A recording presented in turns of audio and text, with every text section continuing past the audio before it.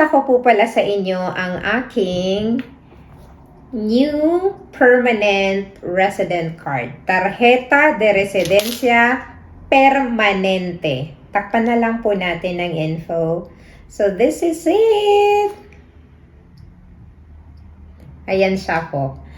So, ito na po ang aking bagong Tarjeta de Residencia Permanente. So, 10 years na po ito. So, mag-e-expire dito sa 2033. Hello everyone, this is Catherine and welcome back to my YouTube channel. So, today, I am going to discuss about how to renew your NI or Numero Identidad de Extranjera. So, isa-isahin po natin. Isa-isahin po natin. So, muli ang akin pong itatalakay ngayon. Oh, Tagalog na Tagalog tayo ngayon. Para po ito sa mga family member of an EU citizen. So, in short, kapag ikaw po ay kagaya ko, nakasal po ng isang Espanyol, ayan. So, ito po ang proseso na ginawa ko po kung paano ko po ni-renew ang aking resident card. So, kasi 'di ba po, kagaya ko, dumating po ako dito sa Espanya ng 2018, June 2018. So ngayon, ang first na resident card kasi na ibibigay nila po sa isang family member of an EU citizen, that is because I am married to a Spanish national. So, parang ano natin 'yan, ginagrant nila ng 5 years na resident card. So, ngayon, dahil 2023 na, wow, ang bilis, nakalipas na po ang 5 taon, kailangan ko siyang i-renew. Last July po ang expiration ng aking resident card. So, ngayon, anong una po yung gagawin? Napakadali lang po, promise. Ito po ay siguradong sigurado dahil ito po ang ginawa ko po talaga. So, first, kailangan nyo pong mag-download ng X19. Sabi, X19 na form. Ano po yung X19 na form?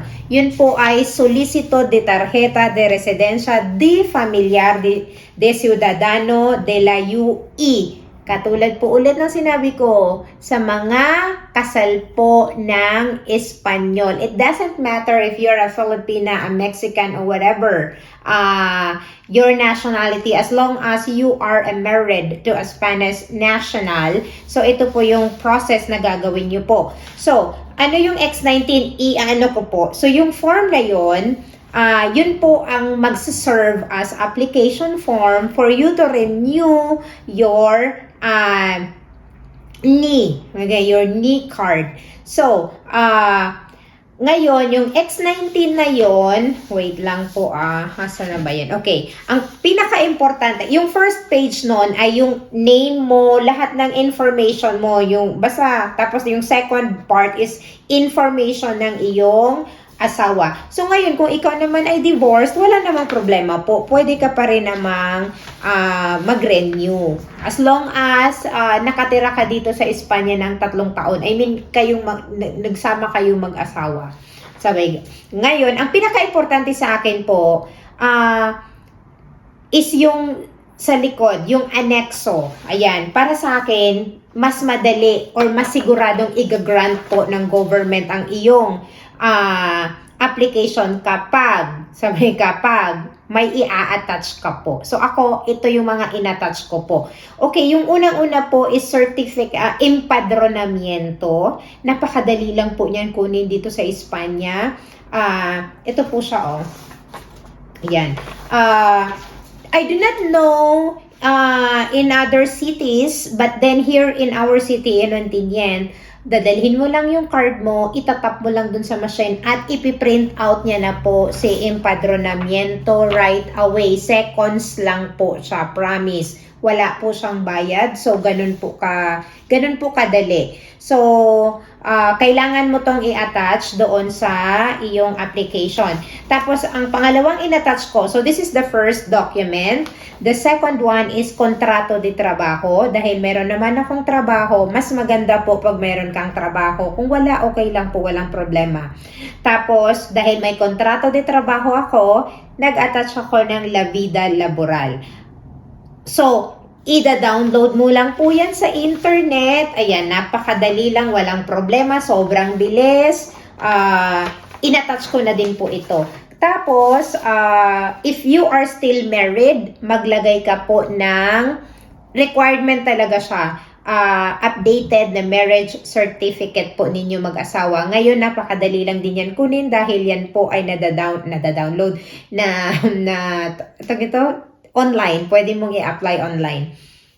So, kapag meron ka na nun, i-attach mo yon at kung ano yung mga documents that will serve you na ikaw talaga ay nakatira at buhay na buhay dito sa Espanya. Sabi ganun No, i-attach mo na po lahat. Kasi ganun yung ginawa ko, in-attach ko lahat. So, ngayon, saan mo dadalhin ang mga dokumentong ito? Dadalhin mo po yan sa PROP or CREC. Tawag namin dito kasi si PROP tapos CREC office. Ano po ba yung office na ito? Sila po ang nagsisend, digital lang naman yan lahat. I-scan lang nila lahat ng documents mo, tapos isi-send nila sa government na you are asking or you are applying for the renewal of your resident card. Tandaan nyo po, kapag kayo po ay gumawa ng application na ito, 2 months before the expiration po. Kasi yun ang ipiniliwanag sa akin ng Police Immigration Officer. Kasi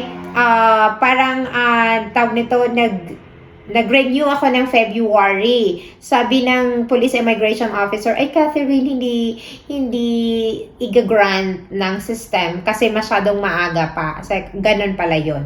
So, masyadong advanced po si Inday. At yung iba kasi kumukuha po ng lawyer, which is easier for them kasi ang lawyer na ang nagpo-process. But of course, you have to pay to the lawyer. So, that will take you a lot of money. Since nagtitipid si Inday, DIY po ako. Pero kasi ako, gustong-gusto ko tong ginagawa ko talaga. Kasi, alam niyo yun, mas na-educate yung sarili ko. At marami ako nakikilala ng mga tao. At nagiging friends ko rin po yung iba't ibang mga empleyado sa different offices ng government dito sa Spain. Which is, natutuwa ako sa ganun.